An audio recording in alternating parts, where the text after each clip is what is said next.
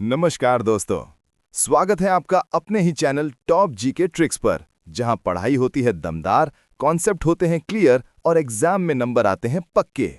दोस्तों, बहुत बार ऐसा होता है कि हम हिस्ट्री को सिर्फ पढ़ लेते हैं लेकिन कॉन्सेप्ट नहीं समझते, टाइमलाइन याद नहीं रखते और एग्जाम में वही गलती हो जाती है। लेकिन टॉप जीके ट्रिक्स पर आपको सिर्फ जानकारी नहीं मिलेगी, आपको मिलेगा exam oriented content, short tricks, clear explanation और वो स्टाइल जिसमें पढ़ाई भी मजेदार लगे और याद भी पक्की हो जाए। दोस्तों, अगर आप SSC, railway, UP police, UPSI, banking, CDS या किसी भी कॉम्पिटिटिव एग्जाम की तैयारी कर रहे हैं, तो आज की ये वीडियो आपके लिए सोने पर सुहागा साबित होने वाली है। आज हम बात करने वाले हैं दिल्ली सल्तनत के अंतिम और बेहद महत्वपूर्ण वंश लोदी वंश की। और मैं आपको पहले ही बता दूं, इस वीडियो को बिल्कुल भी स्किप मत करना, क्योंकि इसमें वो सारे important facts, tricks, exam points और कॉन्सेप्ट क्लियर करने वाली बातें शामिल हैं जो सीधे आपके पेपर में पूछी जाती हैं। अगर आपने इस वीडियो को ध्यान से देख लिया तो लोदी वंश से आने वाला कोई भी सवाल गलत नहीं होगा, ये मेरा आपसे वादा है।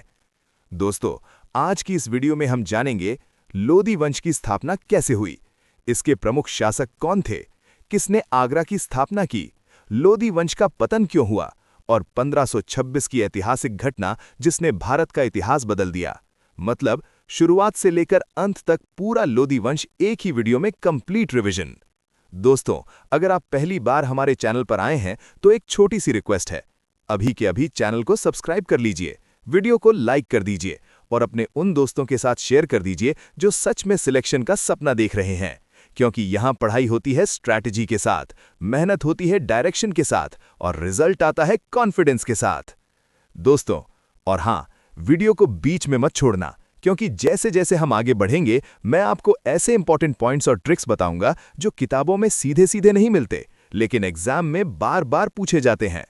इतिहास को रटने की जरूरत नहीं, बस समझने की जरूरत है, और जब कॉन्सेप्ट क्लियर हो जाए तो सिलेक्शन अपने आप क्लियर हो जाता है। तो तैयार हो जाइए दोस्तों, आज हम दिल्ली सल्तनत के अंतिम अध्याय को खोलने जा रहे हैं। लोदी वंश की कहानी, उसकी ताकत, उसकी कमजोरियां और वो ऐतिहासिक मोड़ जिसने भारत में एक नए युग की शुरुआत की। तो चलिए शुरू करते हैं लोदी वंश का कंप्लीट और पावरफुल एनालिसिस, यहीं, अभी, सिर्फ और सिर्फ टॉप जी के ट्रिक्स पर। लोदी वंश, स्थापना से पतन तक पूरी कहानी शुरू कर रहा हूं दोस्तों, बड़े ध्यान से सुनना, आपको हमेशा के लिए याद हो जाएगा। दिल्ली सल्तनत के अंतिम अध्याय की, एक ऐसे वंश की जिसने सत्ता तो संभाली लेकिन उसे बचा नहीं पाया। यह है लोदी वंश, 1451 से 1526 ईस्वी, अफगानों का गौरव और सल्तनत का अंतिम पड़ाव। पूरी कहानी A to Z, स्थापना से पतन तक, ध्यान से सुनिएगा। दिल्ली सल्तनत उस समय कमजोर हो चुकी थी। सैयद वंश का अंतिम शासक सत्ता संभालने में असफल था। इसी समय उभर कर आते हैं बहलोल लोदी। 1451 ईस्वी में बहलोल लोदी ने दिल्ली की गद्दी संभाली और लोदी वंश की नींव रखी। ये पहला अफगान वंश था जिसने दिल्ली पर शासन किया।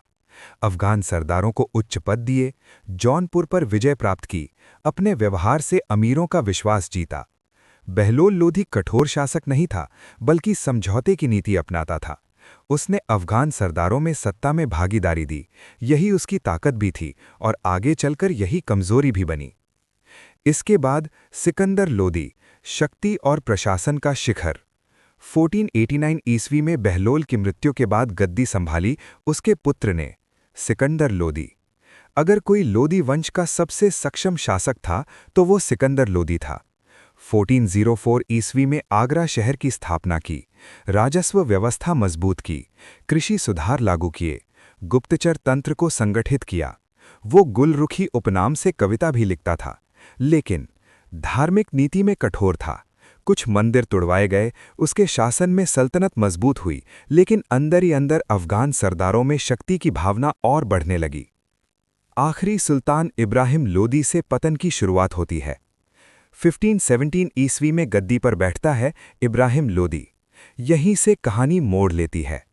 इब्राहिम लोदी बहादुर था, लेकिन स्वभाव से कठोर और घमंडी। उसने अफगान अमीरों की शक्ति कम करने की कोशिश की। परिणाम, अमीरों में असंतोष, विद्रोह की स्थिति, पंजाब के गवर्नर दौलत खान लोधी का विरोध, और फिर इतिहास बदलने वाली घटना 1526 पहली पानीपत की लड़ाई। पंजाब के असंतुष्ट सरदारों ने काबुल के शासक बाबर को भारत आने का निमंत्रण दिया और 21 अप्रैल 1526 पहली पानीपत की लड़ाई। एक तरफ इब्राहिम लोदी की विशाल सेना, दूसरी तरफ बाबर की छोटी लेकिन आधुनिक तोपों से लैस सेना। परिणाम, इब्राहिम लोदी युद्धभूमि में मारा गया। दिल्ली सल्तनत का अंत, भारत में मुगल साम्राज्य की शुरुआत। लोदी वंश के पतन के मुख्य कारण: अफगान अमीरों में असंतोष, केंद्रीय सत्ता की कमजोरी, इब्राहिम लोदी का कठोर स्वभाव, आधुनिक तोपखाने की कमी, बाबर की युद्ध रणनीति। पूरी कहानी का सार क्या रहा समझिए। दोस्तों, लोदी वंश की कहानी हमें एक बहुत बड़ा सबक देती है। जब सत्ता में एकता नहीं होती, जब अंदरूनी कलह बढ़ जाती है, तो बाहरी आक्रमण का रास्ता अपने आप खुल जाता है। बहलोल ने नींव रखी, सिकंदर ने उसे मजबूत किया, लेकिन इब्राहिम उसे संभाल नहीं पाया और 75 साल का अफगान शासन इतिहास बन गया। याद रखिए, 1451 से 1526 लोदी वंश, दिल्ली सल्तनत का अंतिम अध्याय। अगर आपने ये कहानी समझ ली, तो लोदी वंश से कोई भी सवाल आए, आप कभी गलत नहीं होंगे। अब एक एक करके सभी स्लाइड्स को विजुअलाइज करते हैं और समझते हैं डिटेल में हर एक सुल्तान के बारे में। कहानी में समझा होगा। आई होप आपको कहानी समझ में भी आई होगी। अब धीरे धीरे वन बाय वन एक एक स्लाइड पर चर्चा करते हैं। लोधी वंश इतना पावरफुल कैसे हुआ और इसके पतन के प्रमुख कारण क्या क्या रहे, कौन कौन से प्रमुख शासक इसमें जिन्होंने राज किया, वो देखिए वन बाय वन इनके बारे में समझते हैं। सबसे पहले जानते हैं लोधी वंश का टाइम पीरियड क्या रहा। लोधी वंश का टाइम पीरियड रहा 1451 से 1526 ईस्वी तक। देखिए जैसा कि लिखा हुआ 1400 कितना 51 से लेकर 1526 ईस्वी। और 1526 ईस्वी में एक इंपॉर्टेंट घटना होगी, इसके बारे में मैं आपको पहले भी पढ़ा चुका हूँ। मैंने आपको एक इंपॉर्टेंट युद्ध पढ़ाया था, पानीपत की लड़ाई। उसमें आपको सारी चीज समझ में आई। देखिए स्थापना कब हुई इसकी, 1451 ईस्वी में। कौन था संस्थापक? बहलोल लोधी। जैसा कि मैंने आपको बताया था, इसने किसको, लास्ट जो रूलर था खिज्र खां वंश, मतलब सॉरी सैयद वंश का खिज्र खां के बाद आखिरी जो रूलर था अलाउद्दीन आलम शाह, उसको हराया था और उसके बाद इसने लोधी वंश की स्थापना की थी। इसका जो इंपॉर्टेंट है फैक्ट वो याद रखिएगा, इसका वंश, ये कभी कभी पूछा जाता है कि ये किस वंश से था, ये अफगान था या पश्तून भी से कहते हैं, इसको याद रखिएगा। पहला अफगान वंश कौन सा था? लोधी वंश। दूसरी इसका शासनकाल देखिए, जैसा कि 1451 से 1526, और 1526 में एक इंपॉर्टेंट वार होगा जिसका नाम होगा पहली पानीपत की लड़ाई, जो बाबर और इब्राहिम लोधी के बीच लड़ाई है। यहीं से क्या होगा, यहीं से लोधी वंश का एंड होगा और नए युग की शुरुआत होगी, जो हम आगे चल के स्लाइडों में पढ़ेंगे, मुगल एम्पायर। चलिए इसके बारे में और समझते हैं। इसमें रूलर कितने हुए देखिए, इनके जो प्रमुख रूलर थे वो ये है। देखिए इनका क्रम और शासक, ये तीनों ही इंपॉर्टेंट है और तीनों ही आपको पढ़ने हैं। देखिए सबसे पहला बहलोल लोधी, इसने 1451 से 1489 1489 तक शासन किया और ये वंश का संस्थापक था। इस बात को आप लोग याद रखिएगा। दूसरी चीज इसमें आता है इसका बेटा, जिसका नाम था सिकंदर लोधी। ये इससे भी ज्यादा पावरफुल था, इसके बारे में हम डिटेल में चर्चा करेंगे। पहले इसका समझ लीजिए, 1489 से 1517 ईस्वी तक ये भी रहा और ये सर्वश्रेष्ठ शासक माना जाता है। देखिए जैसा कि मैंने आपको लिखा हुआ है, ये ध्यान रखिएगा इसके बारे में। तीसरा आखिरी में जिसका युद्ध होगा इब्राहिम लोधी, यही है वो आखिरी शासक लोधी वंश का, जिसका युद्ध होगा बाबर के साथ और बाबर इसे परास्त कर देगा और नए युग की स्थापना करेगा। तो ये कब से कब तक रहा? 1517 से 1526, यानी कि अंतिम शासक। अब चलिए एक एक करके इनके बारे में समझते हैं। देखिए सबसे पहला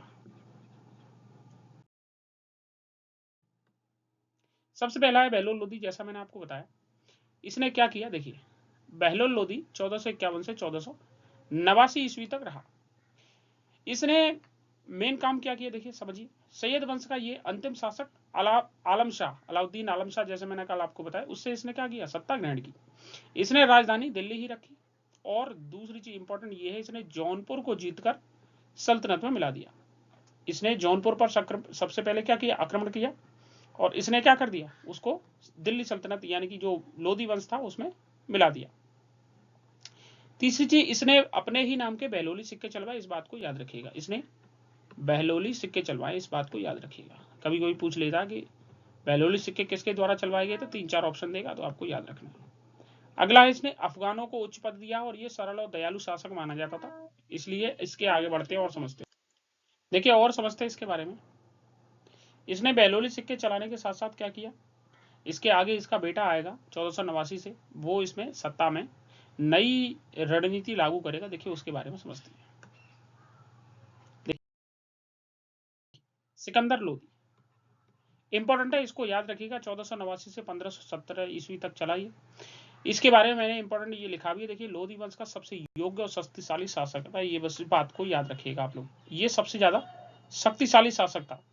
रीजन क्या हुआ, इसका वास्तविक नाम, ये कई बार एग्जाम में पूछा गया, इस बात को याद रखिएगा। इसका वास्तविक नाम निजाम खां था। क्या नाम था, निजाम खां। दूसरी चीज 1504 ईस्वी में इसने बहुत इंपॉर्टेंट वर्क किया है, आगरा शहर की स्थापना। देखिए मैंने रेड मार्क किया हुआ है, कई बार पूछा गया आगरा शहर को बसाने वाला कौन था, तो कौन था वो, सिकंदर लोधी।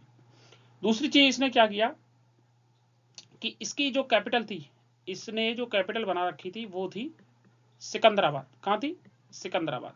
लेकिन इसने क्या कर दिया, उसको जैसे ही आगरा सिटी को बसा दिया, इसने क्या कर दिया, कैपिटल को ट्रांसफर कहां कर दिया, कैपिटल को 1506 ईस्वी में आगरा स्थानांतरित कर दिया। इस बात का याद रखिएगा आप लोग, आगरा में ट्रांसफर कर दी। उसके बाद क्या हुआ, यहीं पे इसके द्वारा कई सारे काम किए गए। देखिए एक इसमें इंपॉर्टेंट ये है, इसने कई कृषि के सुधार किए, इसने भूमिगत व्यवस्था में सुधार किया, उसके बाद इसने गुप्तचर व्यवस्था मजबूत की। ये इंपॉर्टेंट है, लास्ट के दोनों जो लिखे हैं ये बहुत ही मोस्ट इंपॉर्टेंट है, इसमें से कई बार क्वेश्चन पूछा गया। देखिए इसने संस्कृत जितने ग्रंथ थे ना, जो हमारे ऋषि मुनियों के द्वारा लिखे जाते थे, उनको इसने क्या कर दिया, फारसी में अनुवाद करा दिया। फारसी में ही अनुवाद क्यों करा रिसेंटली, रीजन ये रहा इसका, क्योंकि ये जिस वंश से थे ये केवल अरबी और फारसी के ही ज्ञाता थे, इनको फारसी और अरबी में ही ज्ञान था, इसलिए इन्हें क्या कर दिया, संस्कृत ग्रंथों को अरबी भाषा, वो सॉरी फारसी भाषा में अनुवाद करा दिया। दूसरी चीज इसमें एक इंपॉर्टेंट है, ये पढ़ा लिखा था, लेकिन ये करता क्या था, गुलरुखी नाम से ये कविता लिखता था। इस बात को याद रखिएगा। इसकी एक किताब है इंपॉर्टेंट, इसका नाम समझ लीजिए। इसकी किताब है फरहंग ए सिकंदरी। क्या है, फरहंग ए सिकंदरी। इस बात को याद रखिएगा, सिकंदरी। दूसरी चीज, इसके साथ साथ इसने कुतुब मीनार की थोड़ी बहुत मरम्मत भी करवाई है। लेकिन एक इंपॉर्टेंट और इस बात को याद रखिए, इसने सिकंदरी गज या गज ए सिकंदरी, क्या नाम है, गज ए सिकंदरी या सिकंदरी गज चलाया है, सिकंदरी। ये इस बात को याद रखिए, सिकंदरी या गज ए सिकंदरी या सिकंदरी गज, इसको चलाया। एक सिकंदरी गज जिसको हम आज की डेट में अगर नापते तो एक सिकंदरी गज बराबर कितना होता था, एक बराबर कितना होता था, लगभग 30 इंच। कितना, 30 इंच। इस बात को याद रखिएगा। दूसरी चीज इसके साथ साथ क्या हुआ कि 1517 में क्या हुआ, एक इंपॉर्टेंट कहानी हुई। 1517 में होगा घाटोली का युद्ध।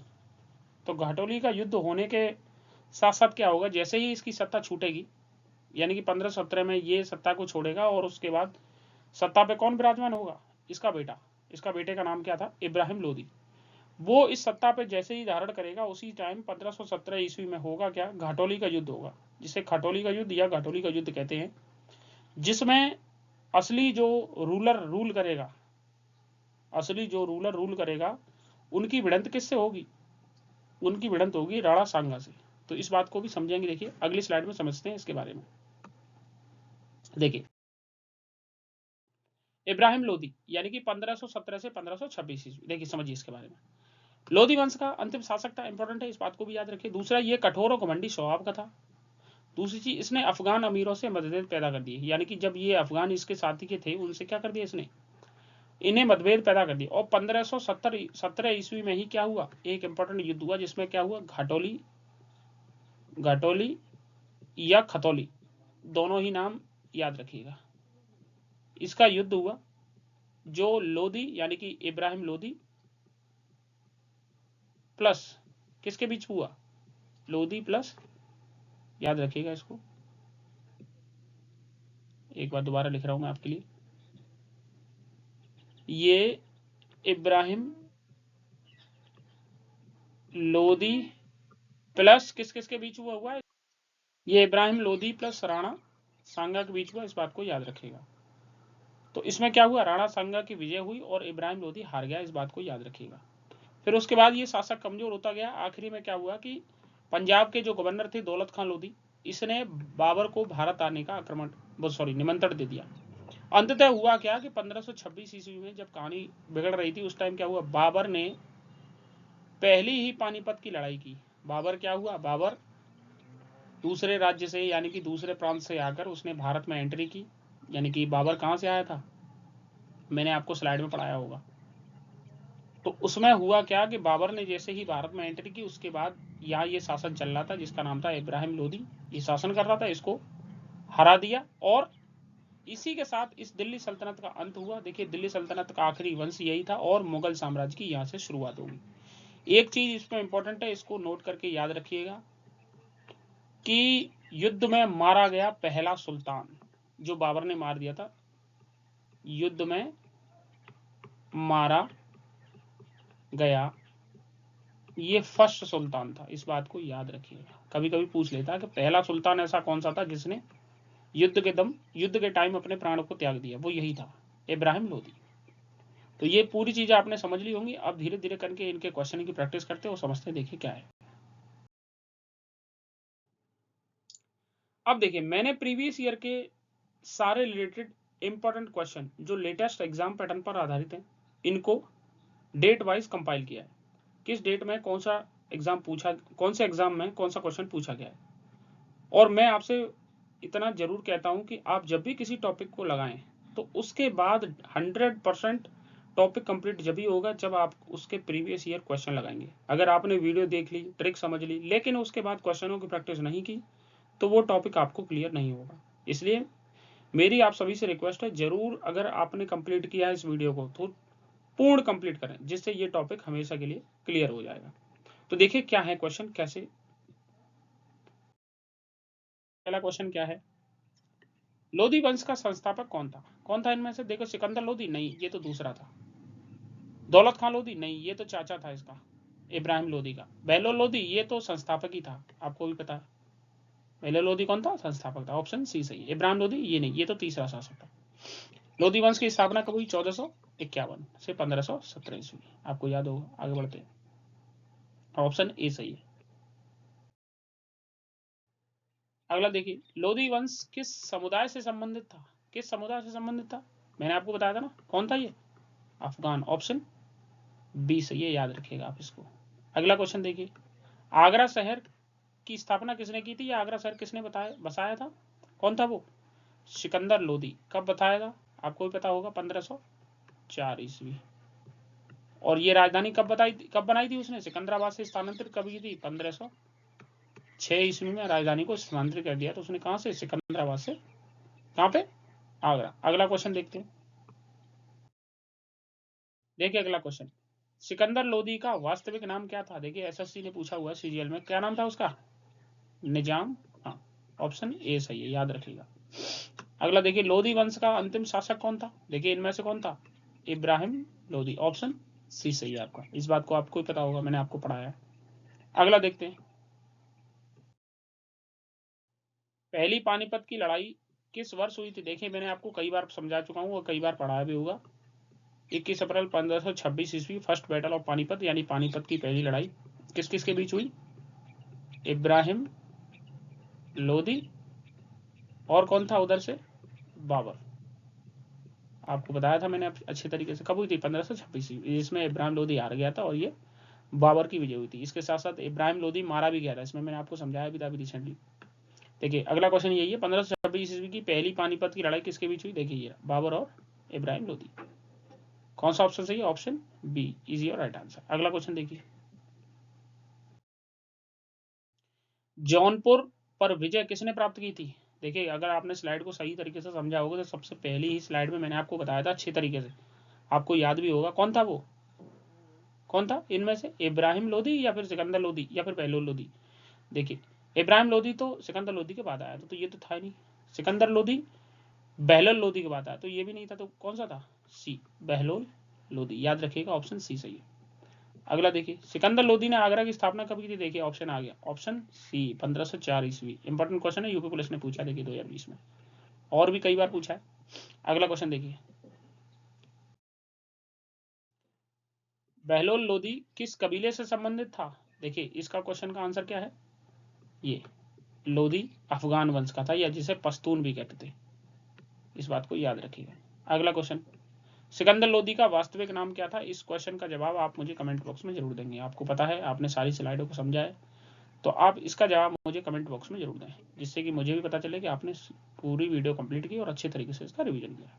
चलिए, थैंक यू। दोस्तों, मैं उम्मीद करता हूं कि आपको ये वन शॉट क्लास समझने में आसान लगी होगी और रिवीजन के लिए भी काफ़ी हेल्पफुल रही होगी। अब एक छोटा सा रिक्वेस्ट है आपसे, अगर आपको ये वीडियो हेल्पफुल लगा हो, अगर आपको लगा हो कि ये क्लास आपके एग्जाम के काम की है, तो वीडियो को लाइक ज़रूर करें, अपने दोस्तों के साथ शेयर करें और ऐसे ही जीके, हिस्ट्री और एग्जाम ओरिएंटेड कंटेंट के लिए हमारे चैनल को सब्सक्राइब ज़रूर करें, क्योंकि यहाँ आपको one shot classes, concept plus trick based teaching और एग्जाम फोकस्ड कंटेंट लगातार मिलता रहेगा। ध्यान रखिए, याद रखिए, सिलेक्शन किसी जादू से नहीं, डेली रिवीजन और सही स्ट्रैटेजी से होता है। इसी के साथ आज की इस क्लास में मेरे साथ अंत तक बने रहने के लिए आप सभी का दिल से बहुत बहुत धन्यवाद। मिलते हैं अगले वीडियो में एक नए इंपॉर्टेंट टॉपिक के साथ। तब तक पढ़ते रहिए, जुड़े रहिए और सिलेक्शन की तैयारी करते रहिए। जय हिंद।